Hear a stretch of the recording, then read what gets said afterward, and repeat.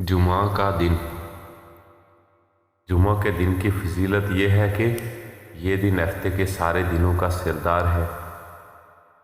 ایک حدیث میں ہے کہ سب سے بہتر دن جس پر آفتاب طلوع ہوتا ہے جمعہ کا دن ہے۔ اس دن حضرت آدم علیہ السلام کی تخلیق ہوئی، اسی دن ان کو جنت میں داخل کیا گیا، اسی دن ان کو جنت سے نکالا اور دنیا میں بھیجا گیا، اور اسی دن قیامت قائم ہوگی۔ ایک اور حدیث میں ہے کہ اسی دن حضرت آدم علیہ السلام کی توبہ قبول ہوئی اور اسی دن ان کی وفات ہوئی۔ بہت سی احادیث میں یہ مضمون ہے کہ جمعہ کے دن میں ایک ایسی گھڑی ہے کہ اس پر بندہ مومن جو دعا کرے وہ قبول ہوتی ہے۔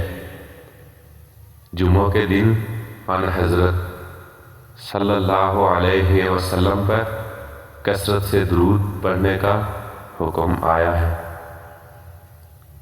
یہ تمام احادیث مشکوٰۃ شریف میں ہیں۔ ان کے علاوہ اور بھی بہت سی احادیث میں جمعہ کی فضیلت آئی ہے۔